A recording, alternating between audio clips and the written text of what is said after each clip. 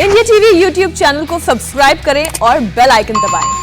अगर हम 7th phase से 8th फेज में जा पाए तो 8th फेज में हम बता पाएंगे कि आखिरकार आखिरी फेज में क्या रहा है। देखिए, लेकिन अभी तक टीएमसी ने लगभग 9 सीट की बढ़त ले रखी है। 115 पर टीएमसी आगे और 106 पर बीजेपी आगे चल रही है। क्योंकि सौरभ 7th फेज में आपने देखा था कि किस तरह से उनके पूरा ग्रीन नजर आ रहा था बोर्ड, और यही बात है कि 7th और 8th फेज में टीएमसी बहुत स्ट्रांग है, लेकिन सरप्राइजिंग चौरंगी से है, क्योंकि चौरंगी से लगातार नैना दास वहां से जीतते आ रहे थे। अगर वहां पर बीजेपी आगे जा रहे हैं तो ये सोचने वाली बात है। बहरमपुर, होरीपारा, देखिए इसमें भी आपका मालदा और मुर्शिदाबाद का सीट है, उसके अलावा आपका वो बीरभूम के सीट होंगे जिसमें बीजेपी अच्छा करेगी, और कोलकाता। तो मालदा मुर्शिदाबाद में टीएमसी अच्छा करेगी, एक्सपेक्टेड है। बीच बीच में कहीं बीजेपी दिखेगी। और जो आपका ये दुबराजपुर हो गया, सूरी हो गया, बोलपुर हो गया, नानूर हो गया, लवपुर हो गया, सैंथिया हो गया, मयूरेश्वर हो गया, ये पूरा जो बीरभूम जिसमें 2 लोकसभा है, बीरभूम और बोलपुर साथ, इसमें ज्यादातर सीटों पे बीजेपी एक्सपेक्टेड है कि अच्छा करेगी। और अनुमोदन मोडोल जो वहां से बड़े बड़े नेता है, उनको नजरबंद करके रखा गया था, लेकिन वो भाग गए थे। इसी ने बोला था कि नजरबंद रहेंगे काउंटिंग वाले दिन, पोलिंग वाले दिन, लेकिन वो भाग के निकल गए थे। तो वहां पर आपको लग रहा है कि बीजेपी कुछ कर पाएगी बोलपुर और उसके इलाके? निश्चित तौर पे मुझे लग रहा है ये कंफर्टेबल एरिया है। बोलते ही देखिए वहां पर 3 अभी वो हो गए, बीजेपी के खाते में गए हैं। ये लवपुर भी आएगा, सैंथिया भी आएगा, मुझे लग रहा है इन दोनों पे भी। अच्छा, देखिए आप बोल रहे हैं, ठीक है, आपके हिसाब से जो आपने ट्रेंड बता रहे हैं यहाँ पर नजर आ रहा है। और उधर आप देखें, जैसे ही आप जाएंगे तो मैं ये कह रहा हूं कि इस बार आप जो चुनाव देखेंगे वो डिस्ट्रिक्ट और डेमोग्राफी, इसको अगर ध्यान में रख के देखें तो लगभग उसी के आसपास ये मतलब तय हो रहा है। क्योंकि ये मैं कहता हूं कि जैसे बिहार के इलेक्शंस में मैं गया था, तो बिहार के इलेक्शंस में एक चीज बात जो नजर आती है कि वहां पर पता है कास्ट हिसाब से वोट होती है, लेकिन बंगाल में डिस्ट्रिक्ट टू डिस्ट्रिक्ट चलता है, हर डिस्ट्रिक्ट में बदल जाती है चीजें। और थोड़ा सा रिलीजियस फैक्टर भी है, रिलीजियस फैक्टर बहुत ज्यादा है जी।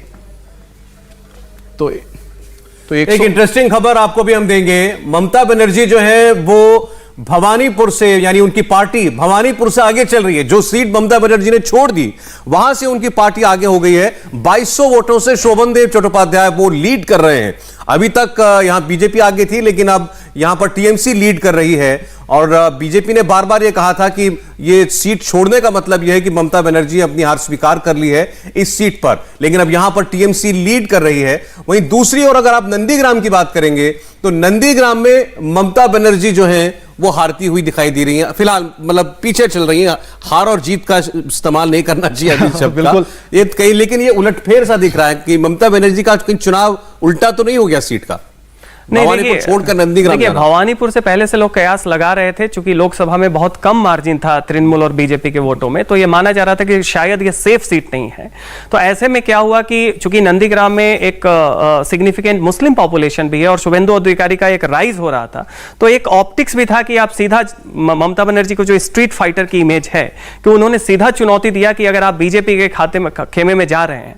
लेकिन नंदीग्राम से लोग ये भूल गए कि वो केवल डेमोग्राफिकली ही बीजेपी के पक्ष में नहीं है जब पोलराइजेशन है। शुभेंदु अधिकारी भी वहां पे काफी मजबूती से, अगर ममता बनर्जी मुख्यमंत्री हैं तो शुभेंदु अधिकारी भी वहां के बहुत ही उस आंदोलन को उन्होंने वहां से लीड किया था। उसमें बस एक चीज मैं ऐड करना चाहता हूं अजय जी, जो वहां पर मुझे नजर आया ममता बनर्जी ने क्यों वहां पर नंदीग्राम चूज किया, तो कई वहां पर वरिष्ठ लोगों से हमारी बात हुई जो बंगाल के पत्रकार है, उनका यह कहना था कि अगर ममता यहां पर नहीं लड़ती तो पूरा का पूरा जो मिदनापुर आपका जो पूरा बेल्ट है वो उनके हाथ से निकल जाता। और यही वजह थी कि उनको आना पड़ा। एक और इंटरेस्टिंग खबर यह है कि पहले बता रहे हैं आपको, भवानीपुर में पहले राउंड की गिनती अब पूरी हो चुकी है, जिसमें शोभन देव चट्टोपाध्याय वो आगे हैं, और नंदीग्राम में पहले राउंड की काउंटिंग भी पूरी हो चुकी है। और टॉलीगंज से बाबू सुप्रियो पीछे हैं, ये सज्जन का पहले से अनुमान था। ये एक्सपेक्टेड है, यहां से बीजेपी जीत जाए तो आश्चर्य होगी। बिल्कुल, लेकिन अगर हम नंदीग्राम पर वापस चलें, नंदीग्राम पर शायद हम अभी थोड़ी जल्दबाजी कर रहे हैं। बिल्कुल। और मुझे लगता है कि उस पर अभी बहुत सारी चीजें और भी आंकनी पड़ेंगी। नंदीग्राम इसलिए भी बड़ा महत्वपूर्ण था कि अगर शुभेंदु अधिकारी के खिलाफ ममता बनर्जी ने किसी और को खड़ा किया होता तो भारतीय जनता पार्टी हर जगह यही कहती कि ममता बनर्जी अपने आप को बचा रही हैं और किसी और को बलि का बकरा बना रही हैं, क्योंकि शुभेंदु अधिकारी को भारतीय जनता पार्टी ने एक जायंट किलर के तौर पर प्रस्तुत किया था। और इस पूरे इलाके में हर कोई जानता है कि अधिकारी परिवार का दबदबा बहुत जबरदस्त रहा है, हर तरह का दबदबा है। ठीक वैसे ही जैसे एक जमाने में किसी तरह से हम राजा भैया और उनके परिवार का दबदबा कह सकते हैं, यह दबदबा भी शुभेंदु अधिकारी का है। उनका ये पक्ष भी है, ऐसा नहीं कि बहुत ही क्लीन छवि के व्यक्ति हैं।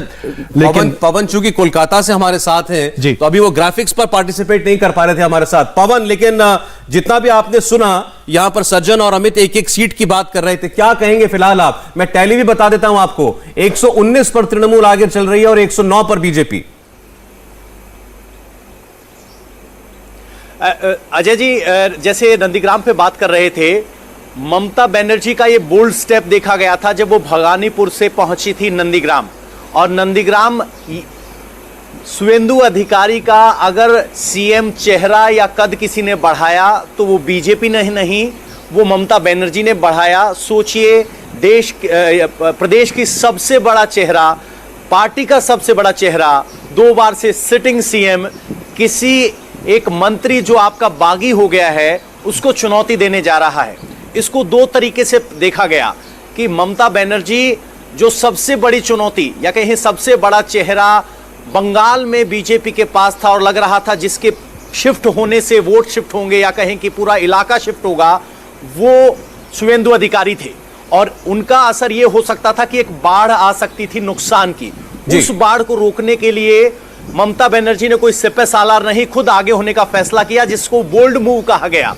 लेकिन ये बोल्ड मूव फेल कैसे हुआ या कहें कि कमजोर कैसे पड़ा, जब ममता बनर्जी को 5 दिन नंदीग्राम में रुकना पड़ा, जो एक नेगेटिव संदेश दे गया पूरे प्रदेश में कि ममता बनर्जी अपनी सीट को लेकर आशंकित। ठीक है, मैं कहता इस सीट पर भी, टॉलीगंज की सीट पर अगर आप दोबारा अगर हम वो ब्रेकिंग न्यूज चला सके तो विधानसभा चुनाव में मार्जिन 9-10 हजार सीट का ठीक ठाक होता है, और इतने शुरुआती में लेवल चरण में ही बाबुल सुप्रियो इतने वोटों से पीछे चल रहे हैं। ये बिल्कुल एक्सपेक्टेड था, वहां पर साफ नजर आया था। हालांकि उस दिन बाबुल सुप्रियो हमारे साथ मौजूद थे जब हम एग्जिट पोल पर चर्चा कर रहे थे, और वो बड़े ही अचंभित थे कि सज्जन ने उनकी सीट को उन्हें कैसे पिछड़ते हुए दिखाया था। लेकिन जो वहां पर स्थानीय लोगों से बातचीत के जरिए आकलन है, वो स्पष्ट था कि उनकी एक हाई हैंडेड इमेज रही है लगातार, खास करके इस इलाके में।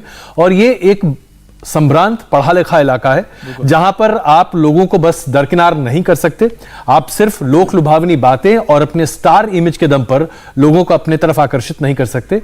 ये शायद एक कमी रह गई हो। और दूसरी तरफ यह भी था कि भारतीय जनता पार्टी का जो स्थानीय कार्यकर्ता वो बाबुल सुप्रियो से अपने आप को नहीं जोड़ पा रहा था। आप ज्यादा बेहतर तरीके से एग्री करो, मैंने कहा कि एक्सपेक्टेड था कि वहां पर बाबुल सुप्रियो का जीतना। बिल्कुल। अब जरा एक बार हम लोग अब फिर से पहले राउंड से दोबारा शुरू करें, क्योंकि धीरे धीरे अब जब काउंटिंग बढ़ रही है पहले राउंड से आगे, तो ये बहुत से गेरुआ जो हैं ये हरे होंगे और हरे बहुत सारे भगवा होंगे।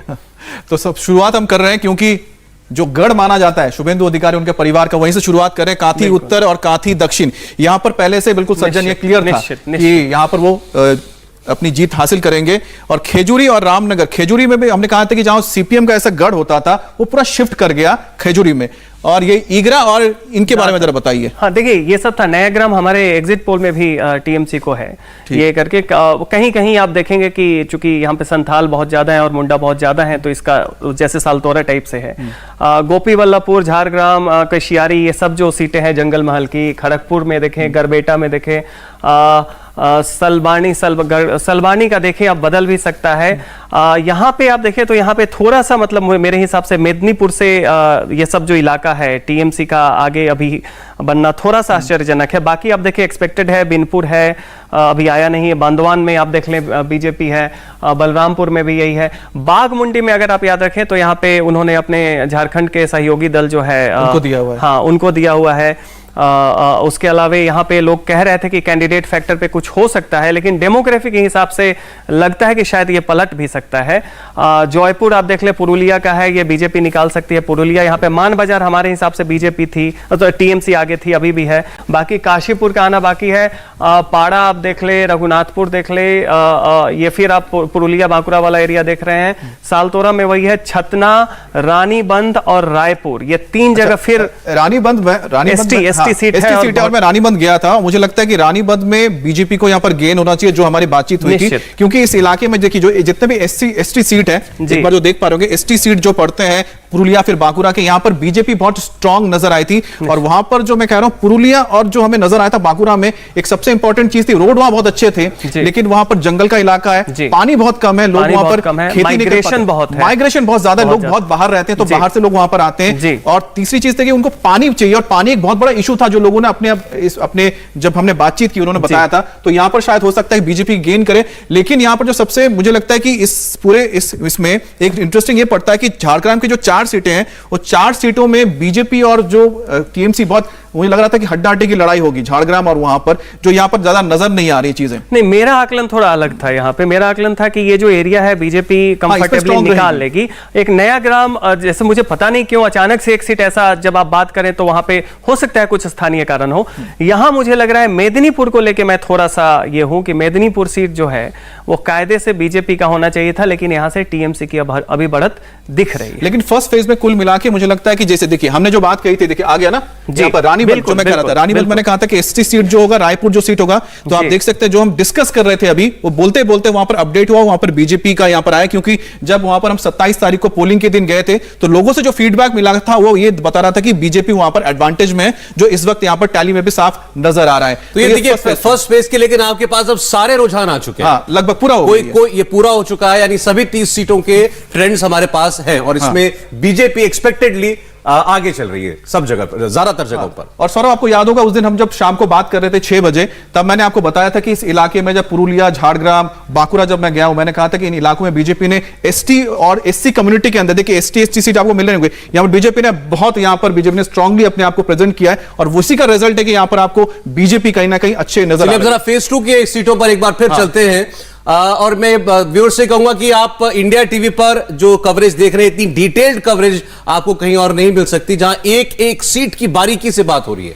तो फेज 2 की अगर बात करते हैं तो इसमें तो सबसे इंपॉर्टेंट नंदीग्राम है। नंदीग्राम में इसमें बात करनी चाहिए, क्योंकि नंदीग्राम जो वो इलाका है जहां पर बीजेपी अगर आगे जा रही है तो ये बताता है, और शुभेंदु अधिकारी इस पर आगे चल रहे हैं। जो सबसे बड़ी खबर मैं तो कह सकता हूं कि अभी तक की यही है कि नंदीग्राम में बीजेपी लीड कर रही है, और यहां पर जो कॉम्पोजिशन है सज्जन, वहां पर मैं नंदीग्राम 1, नंदीग्राम 2 की इसलिए बात कर रहा हूं कि नंदीग्राम 1 तो पूरी तरह से लगा कि स्वीप हो रहा है, एकदम पोलराइजेशन हुआ है। वो पोलराइजेशन भी था, लेकिन देखिए नंदीग्राम 1 में भी अगर आप देखें तो अगर मुस्लिम पॉपुलेशन के साथ एक अच्छा खासा दलित और महिष्य पॉपुलेशन भी है, हालांकि वहां पे लगभग 40%। हाँ, मैं नंदीग्राम 2 की बात करता हूं। 2 में हिंदू ज्यादा हैं, तो हिंदू जो है वो स्वीप किया, नंदीग्राम 1 में मुस्लिम है ज्यादा। हाँ, तो वो, लेकिन और नंदीग्राम 1 में भी अगर आप देखें जो 40% मुस्लिम है, उसके बाद वहां पे दलित और महिष्य कास्ट जो है उनकी पॉपुलेशन है, तो वहां पे अगर पोलराइजेशन देखें तो 40 बनाम 60 का अगर आप देख लें तो वो पोलराइजेशन में भी एक बड़ा हिस्सा जो है शुभेंदु अधिकारी को मिलना चाहिए था। हालांकि ममता बनर्जी खुद है तो आप एक्सपेक्ट जरूर करेंगे कि एक व्यक्तिगत मतलब इस कारण से उनको एक वोट मिलेगा, लेकिन फिर भी हमारे हिसाब से नंदीग्राम में शुभेंदु अधिकारी को दिक्कत नहीं होना चाहिए। उसके बाद आप बाकी देखें तो आप देखें चांदीपुर हो, खड़गपुर सदर हो, उसके अलावा सबांग हो, पिंगला भी डेमोग्राफी के कारण है, देबरा में आप चले जाएं, ये दासपुर हो गया, घाटाल हमारे हिसाब से बीजेपी होना चाहिए था। लेकिन मैं घाटाल को इसलिए बोल रहा हूं कि घाटाल से देव आते हैं, बहुत पॉपुलर एक्टर है, उन्होंने प्रचार किया काफी जाके, और टीएमसी के वहां पर सांसद हैं घाटाल से, तो मुझे लग रहा है कि एक्सपेक्टेड था कि वहां पर हो सकता है टीएमसी का रहेगा। जी हाँ, उसके बाद आप चंद्रकोना देखें तो ये काफी ज्यादा यहाँ पे वो हुआ था, चंद्रकोना से जय श्री राम का एपिसोड हो, चाहे बहुत सारे इश्यूज हो, तो यहाँ पे पोलराइजेशन था। केशपुर भी एक्सपेक्टेड था। ताल डांगरा में अभी भी चूंकि इस सीट को मैं काफी देखा था, मुझे लग रहा है ये बीजेपी का निकलना चाहिए। बांकुड़ा में भी 30 के रुझान तो आ चुके हैं, जिसमें जो एक्सपेक्टेड चीजें नजर आ रही थी, जो बिल्कुल टफ फाइट वो नजर आ रही है यहाँ पर, लेकिन बीजेपी ने यहाँ पर काफी यहाँ पर अपनी जगह बनाई है। खासकर मैं बता दूं एक बार, सागर में मुझे नजर आया कि सागर उन्होंने एक बार कर लिया, यहाँ पर दक्षिण 24 परगना में उन्होंने अपनी जगह बना ली है बीजेपी ने। और साथ ही साथ यहाँ पर हल्दिया एक इंटरेस्टिंग सीट इसलिए था कि लोगों को लगता था कि अगर जो सीपीएम के कैंडिडेट अगर पाला बदल के बीजेपी में चले गए तो हो सकता है कि लूज कर सकते हैं, वो यहाँ पर हुआ नहीं। और देखिए इसमें आप दक्षिण 24 परगना की भी सीटें देखें, जो गोसावा, पाथर प्रतिमा और काकद्वीप है, अभी भी हमें कंक्लूड नहीं करना चाहिए कि जो पाथर प्रतिमा और काकद्वीप की सीट है एक्सपेक्टेड है, जिस तरह का पोलराइजेशन मतलब साइलेंट है, और जिस तरीके से यहाँ पे दलित पॉपुलेशन है, हो सकता है कि ये पलट जाए। और खासकर आपको याद होगा यहाँ पर कई बार दुर्गा पूजा के दौरान बहुत सारे यहाँ पर ऐसे घटनाएं हुई थी, जिसके बाद माना जा रहा था कि यहाँ पर पोलराइजेशन होगा। चलिए फेज 3 की तरफ अब चलते हैं। फेज 3 में कितने ट्रेंड्स हमारे पास हैं उस पर एक नजर डालेंगे, और एक कमेंट ये अब ये आपके सामने आ गए, इसमें कुछ खाली जगह अभी दिखाई दे रही हैं। तारकेश्वर भी इसमें खाली नजर आ रहा है, जिसका हम अभी थोड़ी देर पहले जिक्र कर रहे थे। हाई प्रोफाइल सीट है क्योंकि यहाँ से सबन दास गुप्ता चुनावी मैदान में है। और वो देखिए इसमें फिर आपके सुंदरबन वाले दक्षिण 24 परगना जो टीएमसी का घर है, बासंती एक्सपेक्टेड था, लेकिन कुलतली और कुल्पी ये 2 सीट जो है ये निकले। राय देखी बीजेपी की निकल जाती अगर कांति गांगुली वहां पे सीपीएम के कैंडिडेट न होते, जिन्होंने एक वोट काट लिया। मंदिर बाजार का एरिया जो है वो एक्सपेक्टेड है। जयनगर मुझे हमें लग रहा है बीजेपी निकाल लेगी। बारुईपुर पूर्व और पश्चिम तो टीएमसी का हम सोच रहे थे, लेकिन ये दोनों बीजेपी का। कैनिंग पूर्व, हमारे कैनिंग पश्चिम हो सकता था बीजेपी निकल जाती, लेकिन आप देखें कि जो ये दक्षिण 24 परगना सुंदरबन वाला जो बाकी एरिया है और आसपास का एरिया है, ये टीएमसी को स्वीप करना चाहिए था, जैसे बीजेपी उत्तर बंगाल, जयनगर हम बात कर रहे थे, जयनगर बीजेपी इसमें आगे जा रही है। हाँ, तो उस तरीके से देखें तो बीजेपी ने उसमें अपनी बढ़त बना ली है उन इलाकों में जो टीएमसी का गढ़ था, सबसे मजबूत गढ़ था। और उसकी सबसे बड़ी वजह मैं एक बार इसलिए जोड़ दे रहा हूं कि बार बार जैसा कि बता रहे हैं आप कि क्यों सुंदरबन इलाके में हो रहा है, क्योंकि उन्होंने कहा कि डिस्ट्रिक्ट अलग बनाएंगे सुंदरबन की, जो लोगों को वहां पर डेवलपमेंट नहीं हुआ है, लोग इसीलिए शायद हो सकता है बीजेपी को फायदा हो रहा है। लेकिन इसके बाद बारुईपुर हम जाते हैं तो बारुईपुर को लोग जानते हैं अमरूद के लिए, जैसे यहाँ पर हम कहते हैं कि हमारे जो इलाहाबाद के अमरूद बहुत फेमस है, तो अब बारुईपुर के अमरूद बहुत फेमस है। लेकिन वहां पर डेवलपमेंट जो चाहिए था, जो रोड चाहिए थे, कोलकाता के करीब होने के बावजूद वहां डेवलपमेंट नहीं हुआ था, वो यहाँ पर नजर आ रहा है। दूसरा फैक्टर बारुईपुर के अगर हम बताएं कि यहाँ पर जो काम कर रहा है बीजेपी के लिए, वो है यहाँ के जो ईस्ट बंगाल से जुड़े वोटर्स, यानी कि जिनका एक कह सकते हैं कि पारिवारिक रिश्ता रहा है ईस्ट बंगाल के साथ, यानी बांग्लादेश के साथ, वो यहां पर बड़ी तादाद में। और जयनगर भी वही पड़ता है कि जयनगर में भी इनकी एक अच्छी बड़ी तादाद है, और जयनगर को जाना जाता है, वहां पर एक मीठा मिलता है, जैसे कि बिहार में हम लोग गए थे तो एक हमने कुछ अलग अलग मिठाई खाई थी, अलग अलग मिठाई खाई थी ना, तो एक कुछ फेमस होती है वैसे, जैसे अनारसा होता है या दूसरी चीजें होती है, उसी तरह से यहाँ पर मुआ कहा जाता है, वो भी बहुत फेमस है। और जो खजूर का जो गुड़ है इसी इलाके से आता है, तो इसकी जो मिठास है यहाँ पर तो बीजेपी के साथ जाती हुई नजर आ रही है। उसके बाद आप देखें तो ये कैनिंग पश्चिम, कैनिंग पूर्व, मागराहट पूर्व, मागराहट पश्चिम, ये सब सुंदरबन, ये दक्षिण 24 परगना के इलाके हैं। डायमंड हार्बर आश्चर्य की बात है कि ये सीट कैसे बीजेपी को जा रही है।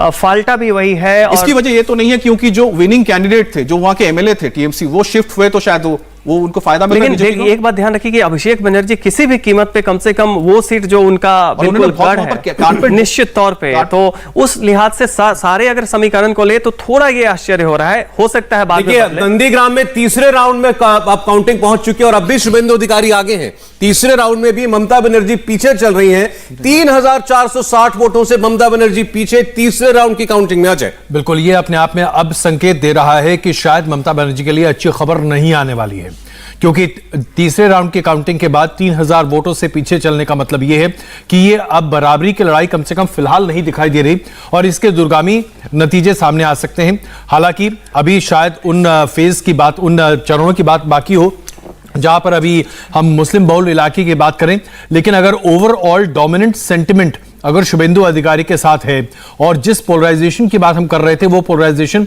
इस सीट पर काम करता है, यानी कि नंदीग्राम पर, तो यकीन मानिए कि ममता बनर्जी के लिए यह खबर अच्छी नहीं हो सकती है। सज्जन, आप क्या कहेंगे? नहीं, निश्चित तौर पे, चूंकि देखिए इसमें होता यह है कि ये काफी अपने आप में ममता बनर्जी का शुभेंदु अधिकारी से चुनाव हार जाना एक जो है ये एक साइकोलॉजिकल डिफीट भी होती है कि भाई आपकी जो नेता है वो अपने सबसे सेकंड लेफ्टिनेंट जो थे उनके अभी हाल तक, उनसे चुनाव हार रही हैं, वो भी पूरी चुनौती के साथ, जबकि उन्होंने अपनी पूरी ताकत लगा दी। तो ये एक बहुत ही बड़ा, कम से कम एक व्यक्तिगत जो है तौर पे ममता बनर्जी के लिए ये वही हाल होगा। अजीब सी परिस्थिति ये होगी। शीला दीक्षित बीजेपी आगे चल रही, टीएमसी 131 पर है, फर्ज कीजिए टीएमसी बाजी मार जाती है, ममता बनर्जी हार जाती है। हाँ, लेकिन खैर देखिए, विधान परिषद का रास्ता है, उसमें कोई दिक्कत नहीं है। और बंगाल में विधान परिषद नहीं है। नहीं, हाँ, अच्छा चलिए, हाँ मैं माफ कीजिएगा, मैं भूल गया था, बंगाल में विधान परिषद नहीं है, लेकिन फिर भी 6 महीने का लीड है, उसमें चुनाव लड़ सकती है, ऐसी कोई बड़ी बात नहीं है। लेकिन अगर ये होता है तो ममता बनर्जी के लिए साइकोलॉजिकल तौर पर यह बहुत बड़ी हार होगी। और जिस बात की चर्चा हम एग्जिट पोल के समय कर रहे थे कि हो सकता है कि ये चुनाव ममता बनर्जी चेहरे के तौर पर तो जरूर सामने है, लेकिन अभिषेक बनर्जी बड़े चेहरे के तौर पर सामने निकल कर आए। हो सकता है इस परिस्थिति में कि अगर ममता बनर्जी हार जाएं तो अभिषेक बनर्जी को हम एक बड़ी भूमिका में वहां देख सकते हैं, जिसकी उम्मीद तृणमूल कांग्रेस में लोग बड़े पैमाने पर लगाए बैठे हैं। मैं तो बोल रहा हूं कि वो तो वहां पर डिफेक्टिव सीएम ही बोला जाता है उनको, कि अभिषेक बनर्जी डिफेक्टिव सीएम ही है। हाँ बिल्कुल, इसमें कोई शक नहीं। अभी मुझे लगता है अभी अटकलों का कहावत है, दिल्ली बहुत दूर है तो अभी कोलकाता बहुत दूर है। 15 राउंड की गिनती तो नंदीग्राम में बाकी है। बिल्कुल, नंदीग्राम में अभी, लेकिन फिर भी एक साइकोलॉजिकल इसको आप कह सकते हैं। काफी देर से ओवरऑल लीड में टीएमसी आगे चल रही है। 131 पर देखिए आप टीएमसी है और बीजेपी 117 पर। और ये अगर मान लीजिए कि यह आंकड़ा और बढ़ता है, खास करके अभी जिन क्षेत्रों की हम बात कर रहे हैं जहां पर अभी काउंटिंग के बहुत ज्यादा रुझान सामने नहीं आ रहे हैं और धीरे धीरे चीजें परिदर्शित होती हैं, तो हो सकता है कि जैसा कि बहुत सारे लोग मान रहे थे, और हो सकता है कि ममता बनर्जी ने कल जो रात की मीटिंग की उसके भी संकेत दिखाई दे सौरभ, तो हमें इस पॉसिबिलिटी से अपने आप को इनकार नहीं करना चाहिए। अब फोर्थ फेज में आ गए हैं अजय जी, और जो फोर्थ फेज जब जैसा देखा था वैसा वैसा यहाँ पर नजर आ रहा है, जो ग्राउंड पे नजर आया था।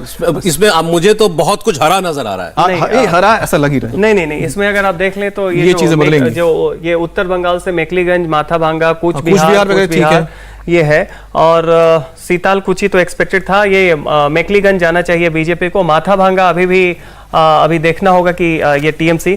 सिताई एक्सपेक्टेड था, दिनहाटा एक्सपेक्टेड था, नाटाबारी जो है ये फिर आप देख लें तो ये भी बीजेपी का होना चाहिए था।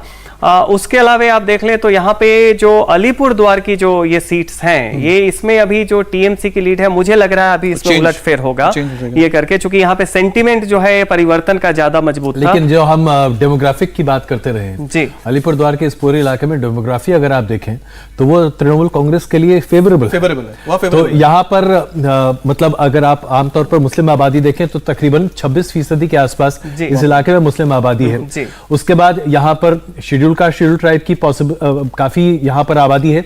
शेड्यूल ट्राइब्स में ममता बनर्जी की लोकप्रियता ज्यादा है बनिस्बत शेड्यूल कास्ट में, तो वो फैक्टर भी यहाँ पर वर्क करता हुआ दिखाई दे सकता है। देखिए ये सब पॉसिबिलिटीज हम सब अभी आज सुबह से लेकर शाम तक न जाने कितनी तरह की पॉसिबिलिटीज पे चर्चा कर सकते हैं, लेकिन जो अभी दिख रहा है शायद हो सकता है कि ये शाम तक रह जाए, शायद हो सकता है। लेकिन आपकी बात से मैं इसलिए सहमत हूं क्योंकि आपने जो डेमोग्राफी बात बताई है उसी के हिसाब से नजर आई। लेकिन हैरानी ये बात हो रही है कि वहां पर डिवीजन नहीं हुआ है वोटों का, जो लग रहा था कि शायद वोट डिवाइड होंगे, कांग्रेस काटेगी कोई काटेगा। लेकिन ये जो देख रहे हैं अजय जी, ये साउथ कोलकाता का इलाका। एक बात इस चुनाव में बड़ी स्पष्ट दिखी, और वो बिल्कुल ये था कि बंगाल में लोगों ने तय कर लिया था कि ये चुनाव बीजेपी बनाम तृणमूल कांग्रेस है। निश्चित। और वामपंथ दलों के बारे में सिर्फ पर्सनल टच के तौर पर अगर वामपंथ दल के उम्मीदवार अपनी सीट बचा पाते हैं या ले पाते हैं तो वो बात है, अन्यथा कांग्रेस के लिए तो निराशा बहुत ज्यादा थी। नहीं, लेकिन इतना इस हद तक खात्मा हो जाएगा कांग्रेस और लेफ्ट का।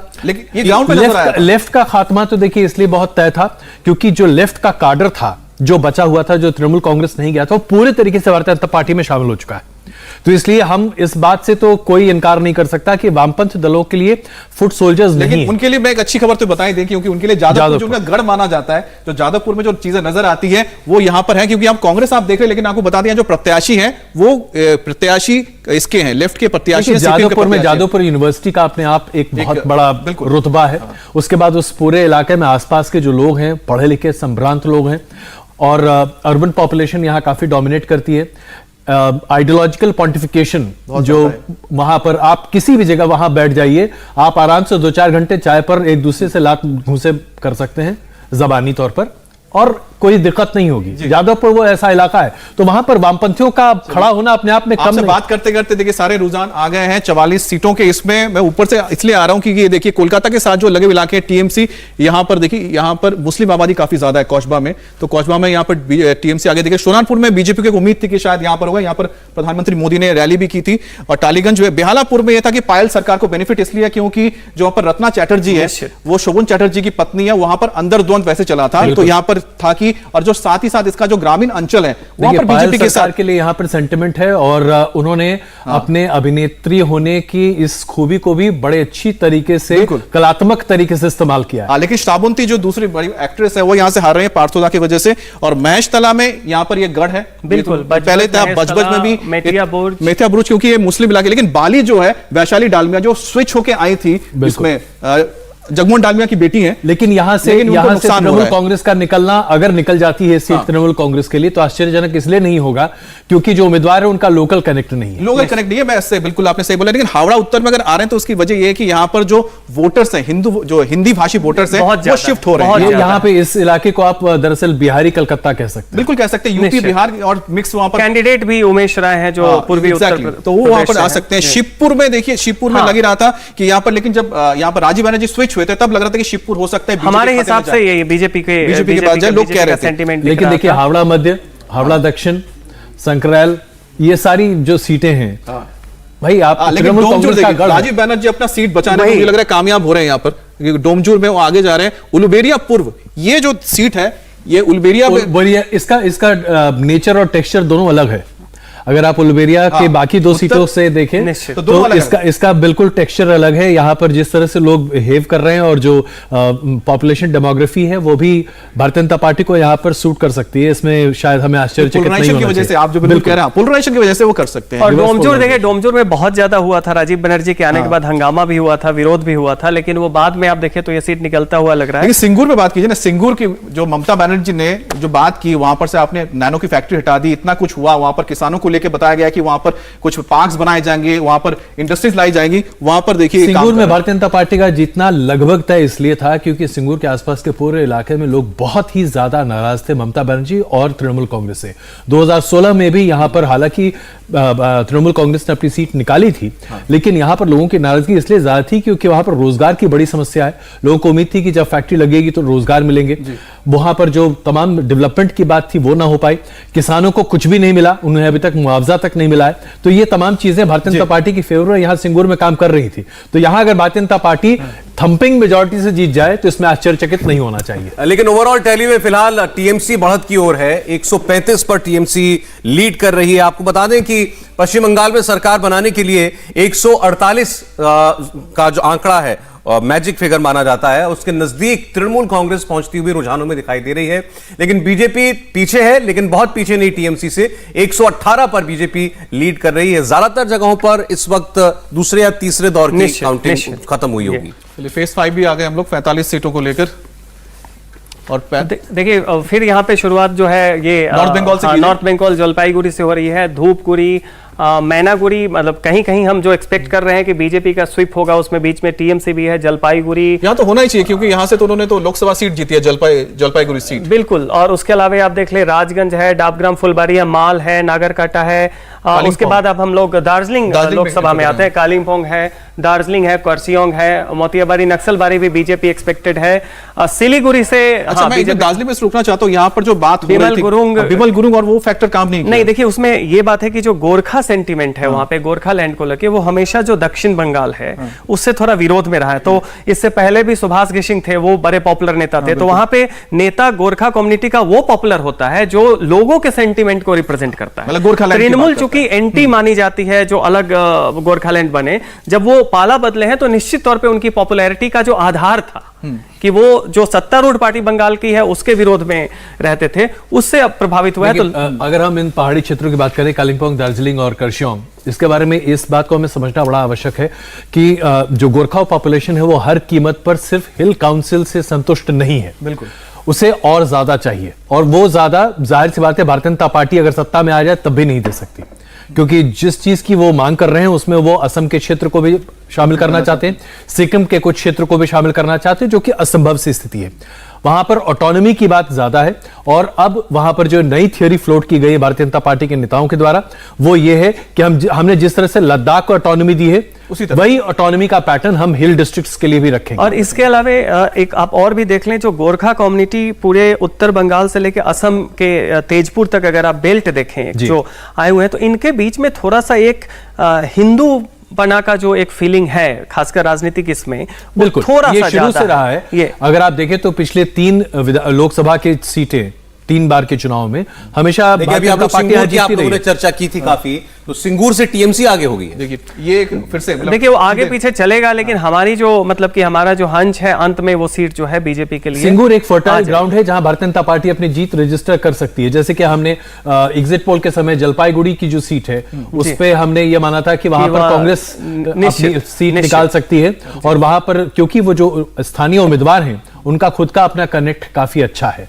लेकिन अगर भारतीय जनता पार्टी वहां अपनी जीत बना लेती है या आगे बढ़ जाती है तो इसमें आश्चर्य नहीं होगा, क्योंकि नॉर्थ बंगाल में अगर आप पूरे 48 सीट को लेकर चलें तो मानकर चलिए कि 48 में से 40 तो भारतीय जनता पार्टी को मिल सकती है, इसमें कहीं कोई शक नहीं होना चाहिए। नॉर्थ बंगाल में क्योंकि उन्होंने सबसे ज्यादा लोकसभा की सीटें भी वहीं से निकाली थी।